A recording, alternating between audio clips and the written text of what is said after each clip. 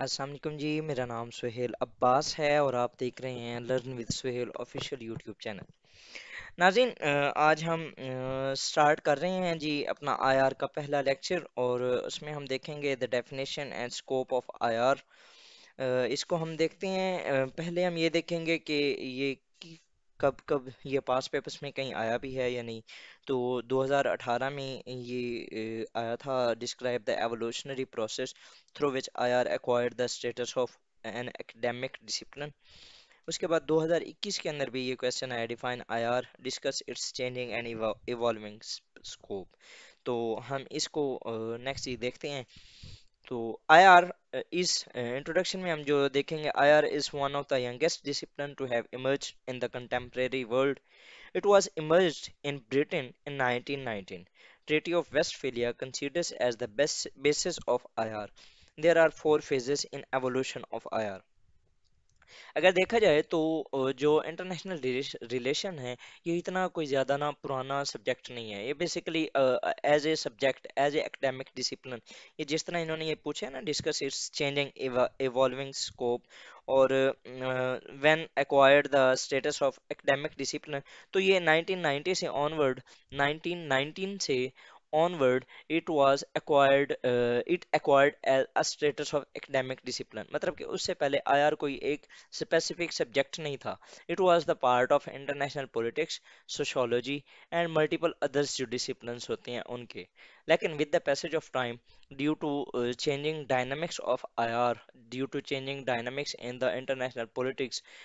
International relation as a subject emerged. تو اس کو اگر ہم ڈیوائڈ کریں تو یہ فور فیزز میں ہوتا ہے جی، ایوولوشن جو اس کی ہوئی، یا post Westphalian era, treaty of Westphalia, اس کے بارے میں ابھی آپ کو تھوڑی دیر میں بتاتا ہوں۔ اس کے بعد جی pre and post world wars جو تھا ایرا، اس میں اس کے اندر کافی چینجنگز آئیں۔ اس کے بعد cold war era and next جی پوسٹ کولڈ وار ایرا۔ یہ چار جو ہیں اس کے فیزز ہیں جن میں یہ ایوالو ہوا۔ اگر ہم اس کی ڈیفینیشن کو دیکھیں تو آئی R is sum total of relations Umang sovereign nations in the community of nations. ٹھیک ہے، مطلب کہ جو سوورن نیشنز ہیں ان کے درمیان جو ریلیشنز ہوتے ہیں ان کو ہم انٹرنیشنل ریلیشنز کہہ سکتے ہیں۔ سملرلی بریٹانیکا کی جو اس کے مطابق جو انٹرنیشنل ریلیشن ہے، it is the study of relations of states which each other and with international organizations and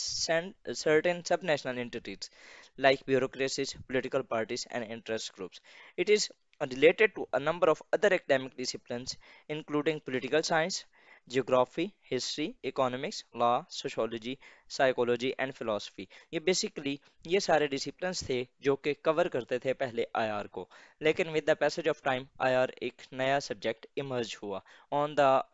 landscape of academic disciplines۔ Next جی پروفیسر ہینس جے موجنتاؤ کے مطابق I R is a struggle of for power among nations۔ Similarly professor Charles کہتے ہیں جی I R as the relations among states. ٹھیک ہے، یہ مختلف ڈیفینیشنز ہیں، آپ کو ان میں سے ایک یا دو یاد کرنے، ایک یہ یاد کرنا یہ آسان ہوگی، دوسری یہ یاد کرنا اس کو آسان ہوگی۔ نیکسٹ اگر ہم اس کا ہسٹریکل بیک گراؤنڈ دیکھیں، ہسٹریکل بیک گراؤنڈ مطلب کہ اس کی جو ایوولوشن ہے اگر اس کو ہم دیکھیں تو یہ بیسیکلی اس کی جو روٹس ہیں وہ نکلتے ہیں گریک سٹی اسٹیٹ سسٹم سے۔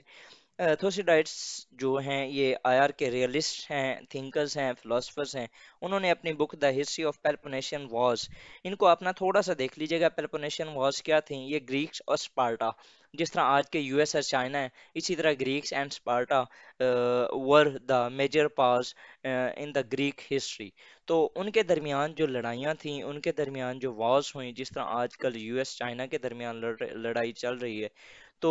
ان وارز کو بیس بناتے ہوئے تھوسیڈائڈس نے اپنی ایک بک کے اندر ایک تھیوری دیتی جس کو ہم ریئلزم میں جا کے پڑھیں گے۔ انہوں نے بتایا تھا کہ کس طرح جو ایمرجنگ پاورز ہوتی ہیں اور جو کہ ایک سسٹیننگ پاورز ہوتی ہیں وہ آپس میں کس طرح سسٹین کرتی ہیں، کس طرح اپنے ان کے اپنے جو کنفلکٹس ہوتے ہیں وہ کس طرح ایمرج ہوتے ہیں، اور وہ کس طرح ایک دوسرے کے ساتھ ڈیل کرتے ہیں۔ تو بیسیکلی انہوں نے جو اپنی بک کے اندر the history of Peloponnesian was wrote that Greeks and Sparta facing the issues of managing their conflicts. تو انہوں نے کس طرح اپنے جو کنفلکٹس تھے ان کو مینیج کیا، اس سے ہمیں آئیڈیا ہوتا ہے کہ کس طرح نیشنز جو تھیں اپنے ریلیشنز کس طرح وہ کرتی تھیں، مطلب کہ وہ اپنے کنفلکٹس کو کس طرح ڈسکرائب کرتی تھیں، وہ اپنے ریلیشنز کو کس طرح مینیج کرتی تھیں، وہ اپنے کنفلکٹس کو کس طرح مینیج کرتی تھی. تو یہ جو آئی آر کی بیسکلی جو اگر روٹس ہیں وہ ہم دیکھیں تو وہ اس ٹائم سے مل سکتی ہیں. اور وہ کب تھا؟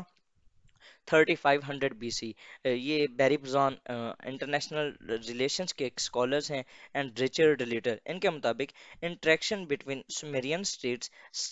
started in 3500 B C can be considered as a full-fledged system. مطلب کہ آئی آر کا ایک فل فلیج سسٹم اسے کنسیڈر کیا جا سکتا ہے.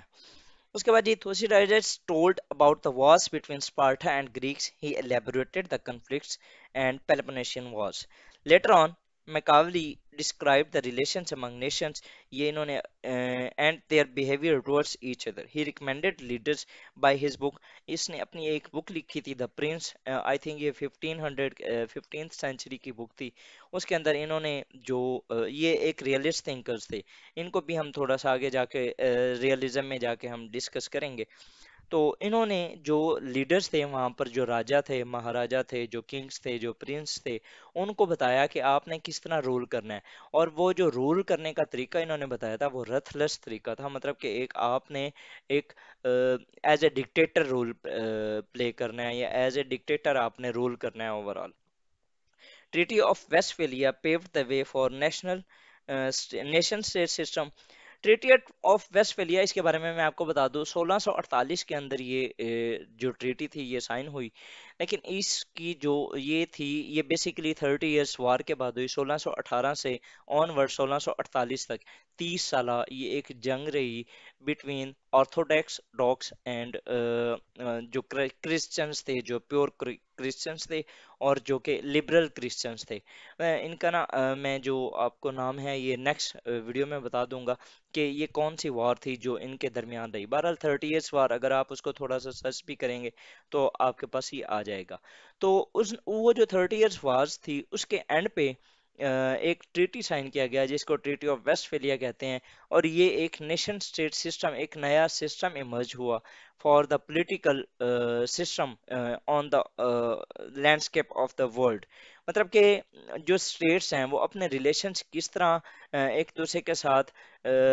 برقرار رکھیں گی، وہ کس طرح بیہیو کریں گی. ایک اسٹیٹ دوسری اسٹیٹ کے جو انٹرفیئر اس کے اندر انٹرفیئر نہیں کرے گی، اس کے لیے نا کچھ رولز بنائے گئے. تو وہ جو رولز تھے اور وہ جو رول بیسڈ ٹریٹی تھی اس کو ہم ٹریٹی آف ویسٹ فیلیا کہتے ہیں. اس کو فردر بھی ہم ڈسکرائب کریں گے ان نیشن اسٹیٹ سسٹم، اپنا جو ہمارا نیکسٹ لیکچر ہوگا اس کے اندر. اس کے بعد imperialism and wars remained the predominant phenomena up to the mid of 20th century. اب یہ آپ دیکھ سکتے ہیں کہ 20th century کے mid 1945 تک جو وارز رہی ہیں، world war one, world war two, یہ وہاں تک کی وہ بات کریں کہ جو وارز ہیں اور امپیریلزم ہے، جو کہ کلونیلزم اور امپیریلزم مطلب کہ مختلف جو کنٹریز تھیں، میجر جو پاورز تھیں، یہ مختلف جگہوں پہ جاتی تھیں، وہاں پر اپنا روب جما لیتی تھیں، وہاں پر کنٹرول کر لیتی تھی، قبضہ کرتی تھیں، اور وہاں سے پھر جو ریسورسز تھے ان کو ایکسٹریکٹ کر کے اپنی پیرنٹ اسٹیٹ میں لاتی تھیں. اگر اس کی میں اگزامپل دے دوں تو یو کے، برٹن، جو کہ انڈیا آیا اس نے یہاں پر آ کے سارا کچھ یہاں سے نکالا اور پھر واپس ٹرینز کے ذریعے وہ برٹش یعنی کہ یو کے میں لے کے جایا جاتا تھا سارا کچھ. خاص طور پہ جو پاکستان ادھر سب کانٹیننٹ کے مثالہ جاتے، یہ بہت زیادہ مشہور تھے کہ وہ یہاں سے ادھر جایا کرتے تھے. تو وہ جو مڈ آف 20th سینچری 1950 سے 1960 تک یہ جو امپیریلزم کا کنسیپٹ تھا یہ تقریباً ختم ہو گیا. اس کے ساتھ ساتھ جو کہ وارز تھیں وہ بھی جس طرح لڑی گئیں وہ تقریباً ختم ہو گئی. مطلب کہ آپ اگر 15ویں صدی سے آن ورڈ دیکھیں تو یہ جو 100 ایئرس وارز تھیں، 30 ایئرس وارز، جو یورپ کے اندر فرینچ برٹن وارز وہ رہی ہیں کافی، یہ ساری جو وارز تھیں وہ اس کے بعد ابھی تک 1960 سے آن ورڈ کوئی اس طرح کی بڑی وار نہیں ہوئی.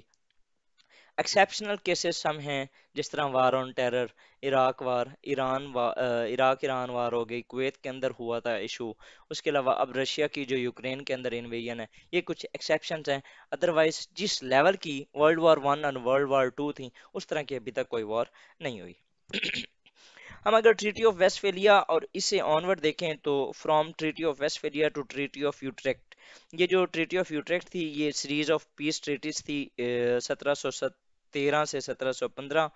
یہ بھی جو اسپین کا ایک تھرون تھا، اسپین کے اندر جو بادشاہت تھی وہ ختم ہوئی تھی، اور اس تھرون کو قبضہ کرنے کے لیے مختلف پاورز آپس میں لڑتی رہیں، ٹھیک ہے۔ اور یہ تقریباً کافی عرصہ، یہ تقریباً ڈیکڈ، ایک 10 سے 12 سال کی یہ تقریباً جنگیں تھیں۔ اس کے بعد جو ٹریٹی ہوئی اس کو یوٹریکٹ کہتے ہیں، اور یہ ٹریٹی آف ویسٹ فیلیا میں نے آپ کو بتایا 1618 سے 1648 تک 30 سال کی وار ہوئی۔ اس کے بعد جو ٹریٹی سائن کیا گیا یہ ٹریٹی آف ویسٹ فیلیا تھا۔ اب یہ جو ٹریٹیز چل رہی ہیں ان سے ہمیں آئیڈیا ہوتا ہے کہ اسٹیٹس کس طرح ایک دوسرے کے ساتھ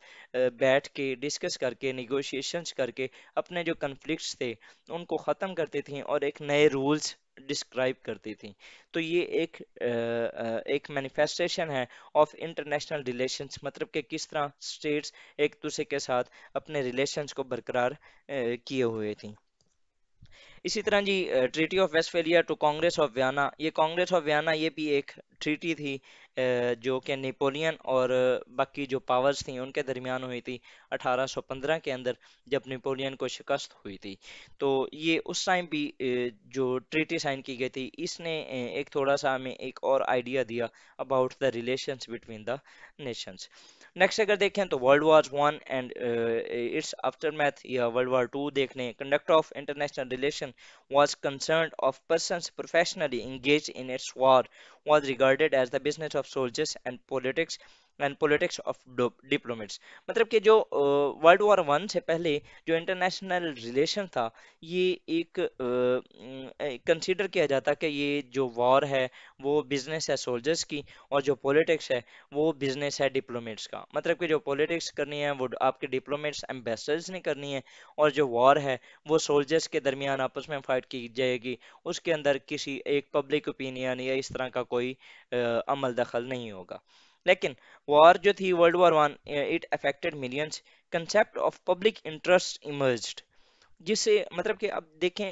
ملٹیپل لوگ جب ان کی ڈیتھ ہوئی تو اس سے ایک کنسیپٹ ایمرج ہوا کہ نہیں یہ جو وارز ہیں یہ ہر بندے کا کنسرن ہے، مطلب کہ آپ کو، اب میں ہوں یا کوئی بھی ہے، جب وار ہوگی تو اس سے میں بھی افیکٹ ہوں گا، تو یہ ایک میرا بھی کنسرن ہے کہ میرے ملک کے اندر وار نہ ہو۔ تو اسی طرح یہ جب پبلک انٹرسٹ ایمرج ہوا تو public interest further urge to find the cause of war and ways for peace, مطلب کہ اس انٹرسٹ کی وجہ سے اب میرا، جس طرح میں نے ابھی آپ کو بتایا کہ میرا یہ انٹرسٹ ہوگا کہ وار نہ ہو، تو وار کی نہ ہونے سے پہلے ہمیں یہ جاننا ہوگا کہ وار ہوتی کیوں ہے، تو کازز آف وار کو دیکھنا پڑے گا، اینڈ دین ہم نے اس کے سولوشنس بھی دیکھنے ہیں کہ ہاؤ ٹو اچیو پیس، ہم پیس کس طرح لا سکتے ہیں۔ تو اس کے لیے ہمیں کیا تھا، ہمیں اس کو پڑھنے کی ضرورت تھی، ہمیں اس کو اسٹڈی کرنے کی ضرورت تھی۔ اسی طرح this public awareness culminated the development of IR as a subject specific subject in international relations۔ مطلب کہ یہ جو ایک انٹرسٹ تھا لوگوں کا، یہ جو ایمرج ہوا، اس سے ہمارا جو آئی آر کا سبجیکٹ تھا وہ ایک ایز اے ڈسپلن ایمرج ہوا۔ کولڈ وار پیریڈ جو تھا after world war two military science was given some space in I R. اب ورلڈ وار ون کے بعد 1980 تک، 1914 سے 1918 مطلب کہ 1914 سے 1918 تک ورلڈ وار ون ہوئی۔ اس کے بعد 1919 سے آن ورڈ جو آئی آر تھا وہ ایک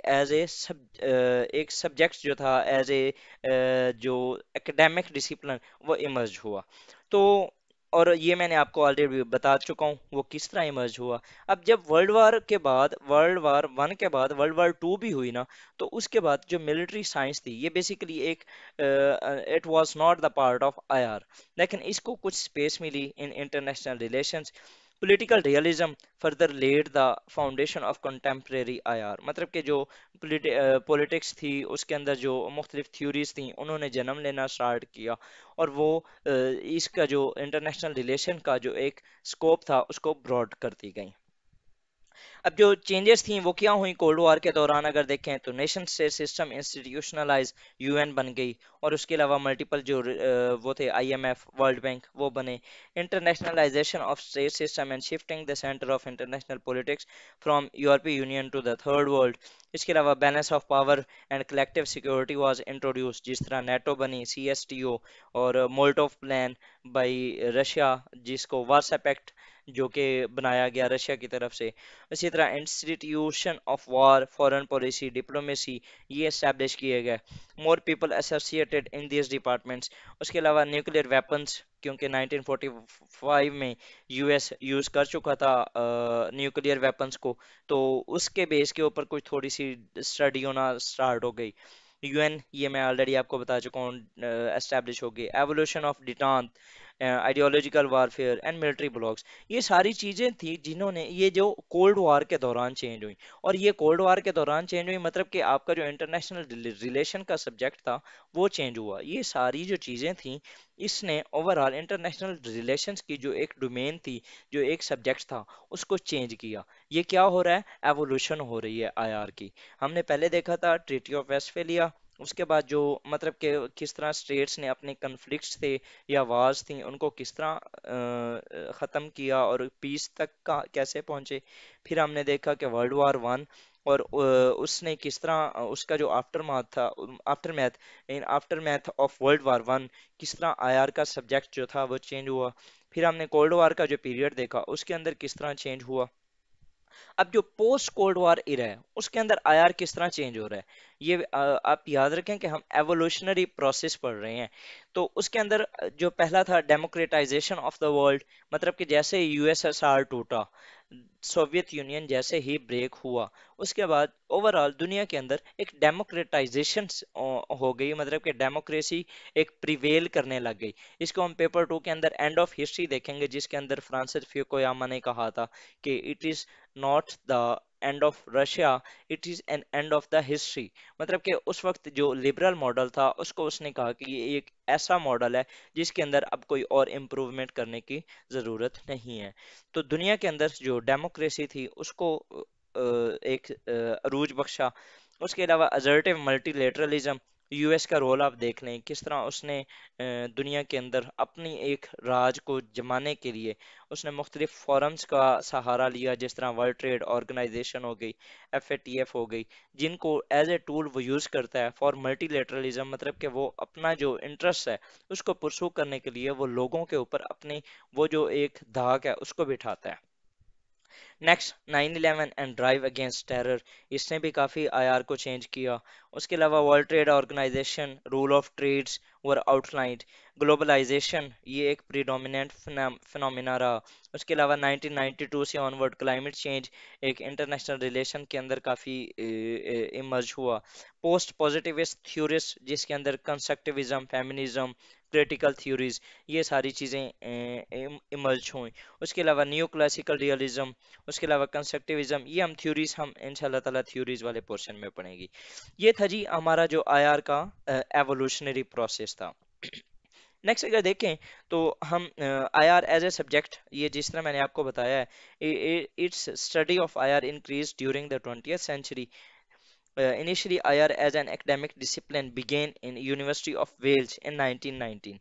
ٹھیک ہے، in Georgetown university I R study centre in America یہ اسٹیبلش ہوا، also founded in 1919 and other universities in Geneva Switzerland U S A followed. Next اگر دیکھیں تو امپورٹنس کیا تھی جی آئی آر کی اور اس کی آبجیکٹیوز، یہ مطلب کہ ایک ہی ہیڈر آپ بنا سکتے ہیں، اب جو ہم نے پہلے ایوولوشن کے دوران ہم نے دیکھا ہے کہ اس کی بیسیکلی ضرورت کیوں تھی، بیکاز وار ہو رہی تھی کافی اور وار سے لوگوں کو نقصان ہو رہا تھا، تو لوگوں کو نقصان سے بچانے کے لیے ہمارا مقصد کیا تھا کہ promotion of peace in international cooperation, اور انٹرنیشنل کوپریشن مطلب کہ ہم نے پیس کو برقرار رکھنا ہے، ہم نے کوشش یہ کرنی ہے کہ وارز کم سے کم ہوں، تو اس کو ہم نے دیکھا، اس کے علاوہ initial phase study was dominated by piece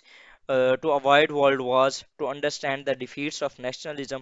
world war one and world war to, ये हम वार्स वाले चैप्टर में देखेंगे कि किस तरह वार्स जो थी वो बेसिकली नेशनलिज्म की एक फीड थी, वो नेशनलिज्म की वजह से हुई थी। तो उनको अंडरस्टैंड करने के लिए डिफेक्ट्स करने, जो अंडर नेशनलिज्म के जो डिफेक्ट्स थे उनको अंडरस्टैंड करने के लिए हमने जो आईआर को एज ए सब्जेक्ट इंट्रोड्यूस करवाया। उसके अलावा जी नेशनल सोवरेनिटी लिमिटेशंस, किस तरह स्टेट की जो सोवरेनिटी है उसको हर्ट किया जा रहा था बेटर वर्ल्ड ऑर्डर के लिए, एजुकेटेटिव वैल्यूज के लिए, मतलब कि ये सारे जो थे ना, ये हमारे ऑब्जेक्टिव्स थे आईआर के, जिस बेस पे IR as a subject emerge हुआ। इसी तरह जी जो लास्ट था, ensure piece not conflict by two ways, collective security and डिसआर्मामेंट, ये भी आईआर का ही मेजर ऑब्जेक्टिव था। नेक्स्ट जो एक्टर्स ऑफ आईआर हैं और नेक्स्ट जो होगा वो इंशाल्लाह ताला हम अपनी अगली क्लास में देखते हैं। अस्सलाम वालेकुम रहमतुल्लाह।